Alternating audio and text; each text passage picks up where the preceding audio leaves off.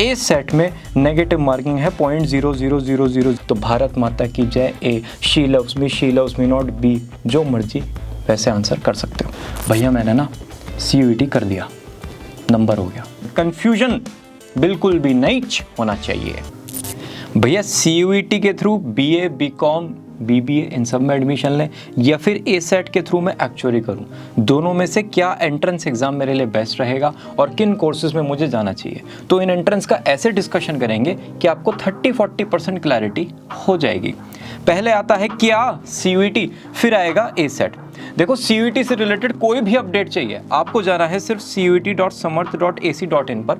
वहां पर जाकर नोटिफिकेशन सेक्शन में आप सारे नोटिफिकेशन चेकआउट कर सकते हो। ए सेट के लिए है actuariesindia.org। इस वेबसाइट पर जाकर आपको ए सेट जो इनका एंट्रेंस एग्जाम है उससे रिलेटेड सारी इंफॉर्मेशन मिलेगी। Full form common university entrance test, यहाँ पर है actuarial common entrance test. Done. Organising body की अगर बात करें, national testing agency, that is क्या, NTA। क्योंकि इंडिया का है एग्जाम तो कंडक्ट भी कौन करेगा, इंडिया की बॉडी। ये एग्जाम है एक्चुअरीज इंस्टीट्यूट का तो कंडक्ट भी कौन करेगा, institute of actuaries of India. Frequency of test in a year, देखो साल में एक बार होता है CUET का एग्जाम, साल में 2 बार होता है एक्चुअरी का एग्जाम। एग्जाम मोड यहाँ पर है कंप्यूटर बेस्ड टेस्ट, सब कुछ कंप्यूटर पे होगा। यहाँ पर है सेंटर बेस्ड कंप्यूटर टेस्ट, दोनों का मीनिंग सेम है। कॉस्ट ऑफ एनरोलमेंट, देखो बस सुन लेना पहले, बाद में इसका डिटेल डिस्कस करेंगे। अगर आप CUET में अप टू 3 सब्जेक्ट्स में अपीयर हो रहे हो तो 750 rupees, up to 7 subjects 1500 rupees, up to 10 subject 1750 rupees. -50, -50, -100, -100, -100, -100, बाकी सब कैटेगरीज के लिए। आउटसाइड इंडिया के स्टूडेंट हो तो आपको इतना फीस पे करना है।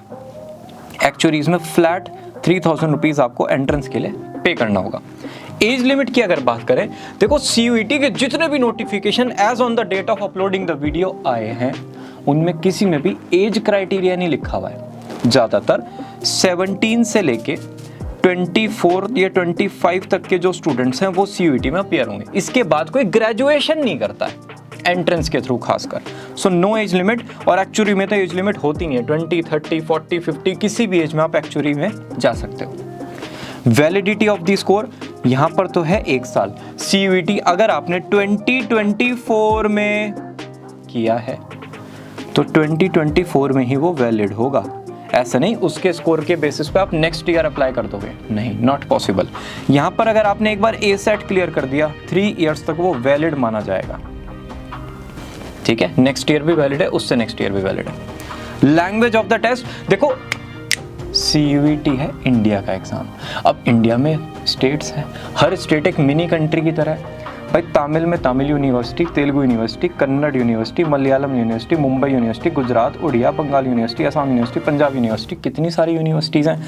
हर यूनिवर्सिटी में अलग अलग लैंग्वेज है। भाई केरल में थोड़ा वहीं की लैंग्वेज यूज़ होती है, तमिल में वहीं की लैंग्वेज यूज़ होती है पढ़ाने के लिए। तो वहाँ के बच्चे कंफर्टेबल रहें, उनको लगे कि हम इंडिया का पार्ट है, इसलिए ये सारी लैंग्वेजेस में ये पेपर कंडक्ट होगा। CUET बहुत बड़ा पेपर है, यहाँ पर सिर्फ और सिर्फ इंग्लिश लैंग्वेज में पेपर कंडक्ट होता है। तो अगर आप रीजनल स्टूडेंट हो आपके लिए CUET थोड़ा सा कंपैरेटिवली इजी रहेगा। डिफिकल्टी लेवल, CUET है मॉडरेटली डिफिकल्ट, मीठा मीठा डिफिकल्ट है, और ए सेट आपको डिफिकल्ट मिलेगा। अच्छा खासा मेहनत आपको इसमें करना है। अगर आपको ये इजी लग रहा है तो आगे जो तूफान है ना उसको भी थोड़ा सा देख लेना, ठीक है। एजुकेशन प्रोस्पेक्ट, भैया मैंने CUET कर लिया, बहुत बढ़िया। भैया मैं क्या क्या कर सकता हूँ CUET के बाद? BA, BCom, BSc कर सकते हो, BBA, BCA कर सकते हो, और BTech कर सकते हो किसी भी टेक्निकल डिग्री के साथ। डन।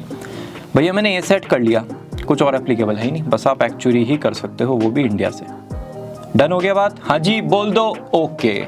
एलिजिबिलिटी क्राइटेरिया, मैंने ना भैया CUET 2023 में पास कर लिया, हो गया, लेकिन मैं चाहता हूं कि एक बार 2024 में भी दे दूं।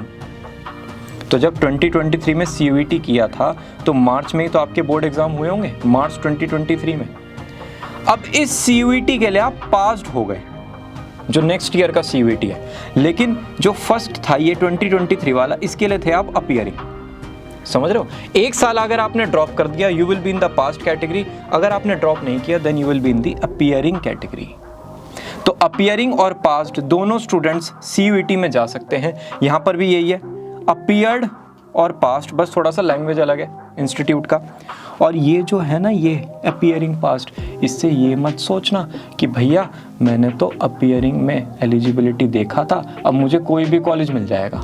देखो, कॉलेज की एलिजिबिलिटी अलग है, ये है एंट्रेंस एलिजिबिलिटी। कॉलेज में फॉर एग्जांपल आपको बीए इकोनॉमिक्स ऑनर्स करना है, तो डीयू में मैथ्स चाहिए और जामिया में मैथ्स नहीं चाहिए, है इकोनॉमिक्स ही। तो ये कॉलेज एलिजिबिलिटी, यूनिवर्सिटी एलिजिबिलिटी बिल्कुल अलग है। ये एंट्रेंस की एलिजिबिलिटी की बात कर रहे हैं। डन हो गया? हाँ, चलो जी। यहाँ पर भी अपीयर्ड, पास्ट, और आप कोई भी हायर एजुकेशन कर रहे हो, CA, CS, CMA, BCom, MCom, कुछ भी, तब भी आप कर सकते हो ए सेट। सिलेबस देखो, सेक्शन 1, सेक्शन 2 और सेक्शन 3, 3 सेक्शंस हैं। किसमें? सीयूईटी में। 1 में अगर 1A देखें, इसका मिनी पार्ट, 13 लैंग्वेजेस आपको यहाँ पर मिलेंगे। 1B में 20 लैंग्वेजेस मिलेंगे, तो टोटल कितनी हो गई? 33 लैंग्वेजेस।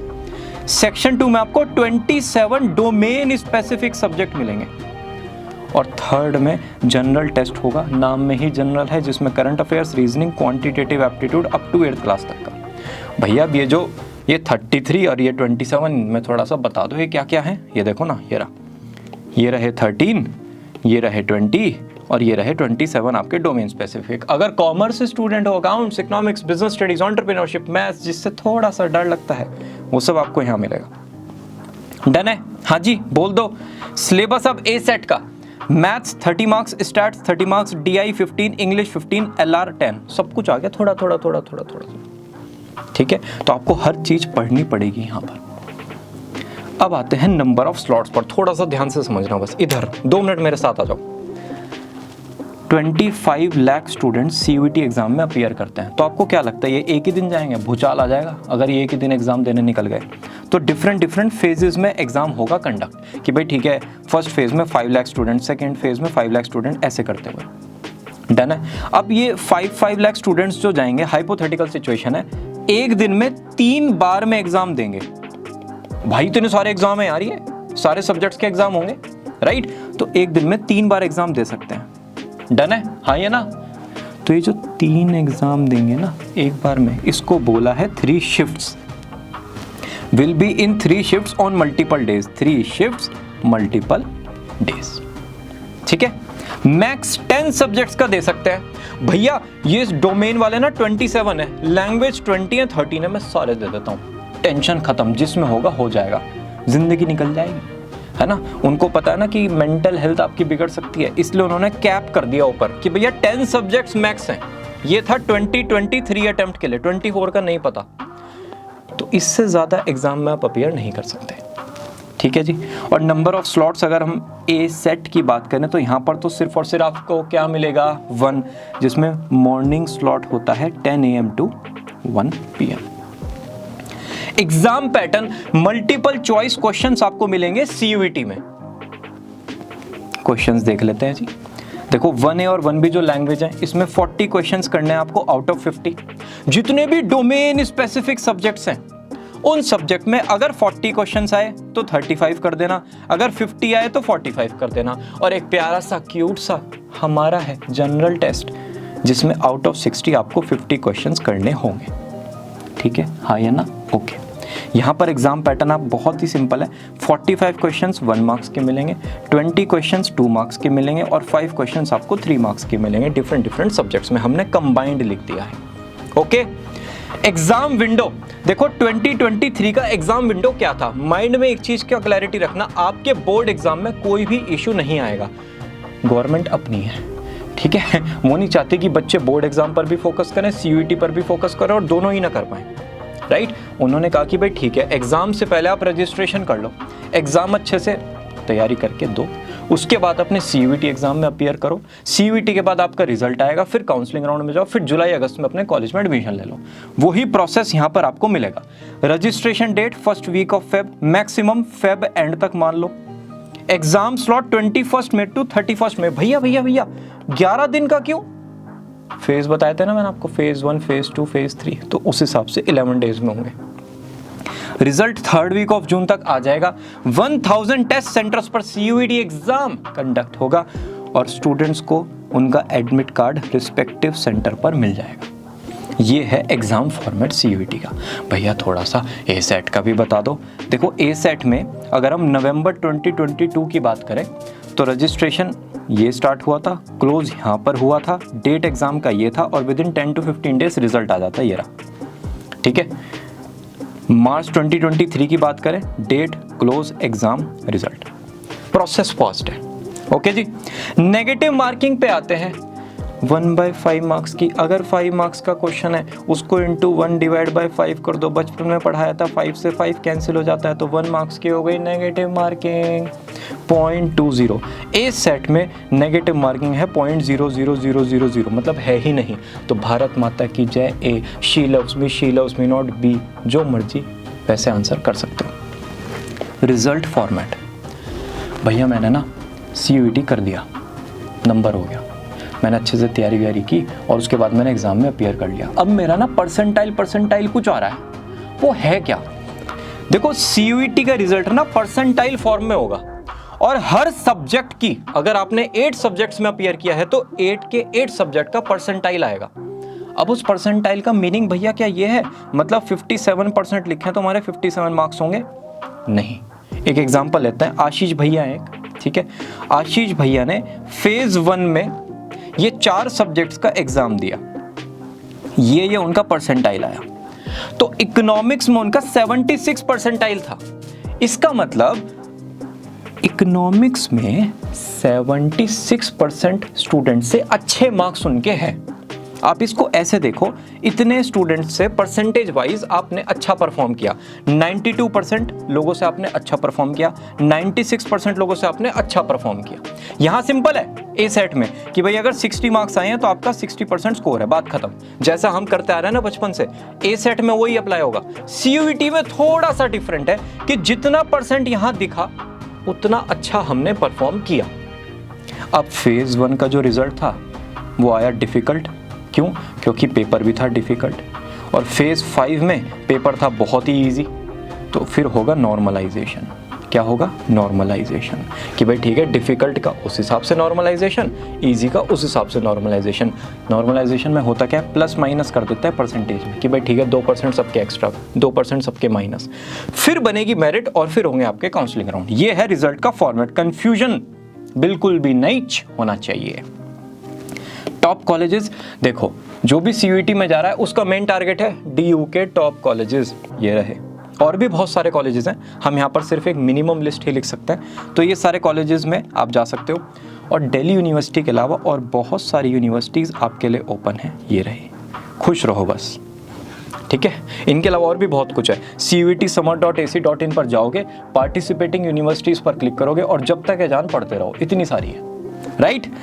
आ जाते हैं टॉप कॉलेजेस और यूनिवर्सिटीज़ ASET के। भाई आपको पता है यहाँ पर कॉलेज में तो जाते नहीं आप एक्चुअरी पढ़ने, institute of actuaries of India में जाते हो। कुछ एक्चुअरीज में स्पेशलाइजेशन कराते हैं, वो अलग है, ये मेन इंस्टीट्यूट की बात हो रही है। कंपटीशन विद अदर्स, देखो CUET में है फियर्स कंपटीशन, जबरदस्त वाला कंपटीशन है, 20-20 लाख बच्चे पेपर में जाएंगे, ठीक है। यहाँ पर कंपटीशन विद अदर्स नहीं है। भैया ASET में औरों से कंपटीशन नहीं है। देखो मेरी बात ध्यान से सुनना, अगर आपके हाइपोथेटिकल है, बिल्कुल हाइपोथेटिकल सिचुएशन, यहाँ पर आए 20 मार्क्स, यहाँ पर आए 20 मार्क्स, ठीक है। पास होने के लिए चाहिए थे 10 और 10, यहाँ पर 10 पास होने के लिए चाहिए थे, 20 मार्क्स आपके आ गए, आप पास हो। अब चाहे आपके जितने भी 10 फ्रेंड्स हैं ना, सबके 20 आ गए, तो 10 के 10 फ्रेंड्स पास हो गए। यहां पर क्या इशू है, 10 मार्क्स थे पासिंग परसेंटेज, लेकिन सबके 20, 19, 18 आ गए, है ना, किसी का 21 आ गया।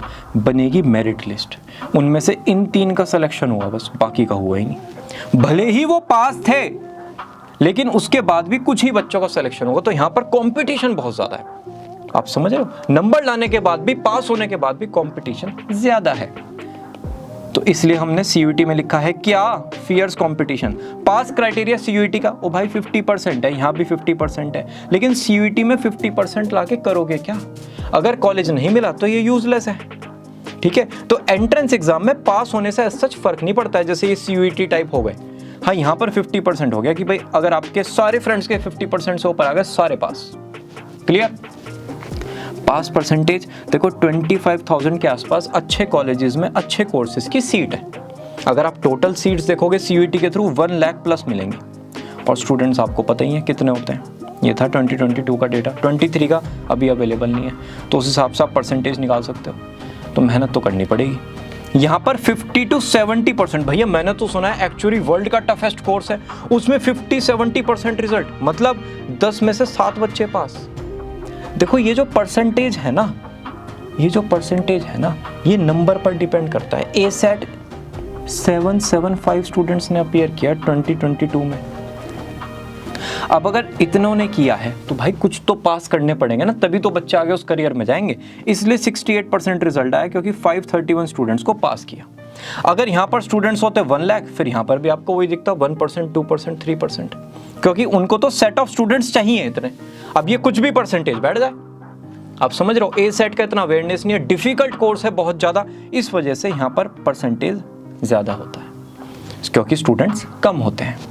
Score is accepted by CUET का score 44 central universities, repeat after me, central, C for central university. Her university में 60, 70, 80 कॉलेजेस होंगे, मिनिमम बता रहा हूँ, कुछ में नहीं है लेकिन मैक्सिमम में मिलेंगे। उन सब के कॉलेजेस एक्सेप्ट करेंगे CUET स्कोर। बहुत सारी प्राइवेट यूनिवर्सिटीज एक्सेप्ट करेंगे CUET स्कोर, लेकिन अगेन ये पता है किस पर डिपेंड करेगा, प्रेफरेंस लिस्ट पर। भैया मैंने ना CUET में अच्छा स्कोर कर दिया, फिर तो मैं कहीं पे भी जाकर पढ़ सकता हूँ? नहीं, रजिस्ट्रेशन के टाइम पर, काउंसलिंग के टाइम पर प्रेफरेंस लिस्ट बनेगी। इसमें आपको कॉलेजेस का नाम लिखना पड़ेगा कि भाई ठीक है, मेरे हिसाब से ये 5 से 6 कॉलेजेस ऐसे हैं जिनमें मैं एडमिशन लूँगा, इन्हीं में जा सकते हो बाद में। ऐसा नहीं जो भी ओपन है उसमें ही चले गए। हाँ, कॉलेज का कोई नोटिफिकेशन आ गया बाद में कि भाई किसी ने प्रेफरेंस लिस्ट में हमारा नाम नहीं लिखा, तब भी हम उसका एडमिशन कंसिडर करते हैं, वो बात हो गई अलग, लेकिन उसके चांसेस हैं लेस देन 1%। ठीक है, तो प्रेफरेंस लिस्ट आपको बनानी है, आपके लिए वही कॉलेजेस हैं, बस उन्हीं में रब दिखना चाहिए। यहाँ पर ये सारे देख के थोड़ा माउथ वाटरिंग हो जाता है कि पूरा इंडिया ओपन हो गया। मेन आपका प्रेफरेंस लिस्ट होगा। डन? ओके। यहाँ पर स्कोर तो सिर्फ एक ही इंस्टीट्यूट एक्सेप्ट करेगा, institute of actuaries of India. Coaching institutes offline mode में CUET के कम कोचिंग इंस्टीट्यूट्स हैं अभी न्यू एंट्रेंस एग्जाम में, लेकिन ऑनलाइन मोड में आपको बहुत सारे मिलेंगे। देखो एप्लीकेशंस, पता है कोचिंग चलता कैसे है, जहाँ पर स्टूडेंट्स बहुत सारे हैं, भाई JEE 15-20 लाख बच्चे हैं, बहुत सारे कोचिंग इंस्टीट्यूट मिलेंगे। CUET 25-30 लाख बच्चे हो जाएंगे, बहुत सारे इंस्टीट्यूट बनेंगे आगे। एक्चुअली में स्टूडेंट्स ही 700-800 आते हैं, तो इसलिए कोचिंग इंस्टीट्यूट्स पे आपको कम मिलेंगे, क्योंकि मार्केट नहीं है, राइट, डिमांड सप्लाई।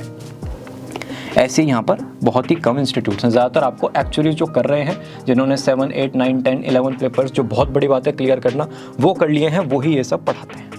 बाकी कोई प्रैक्टिकली पढ़ा भी नहीं सकता, इतना डिफिकल्ट है। आफ्टर क्लियरिंग द टेस्ट, भैया मैंने CUET क्लियर कर दिया और मुझे लेना है एडमिशन दिल्ली यूनिवर्सिटी में।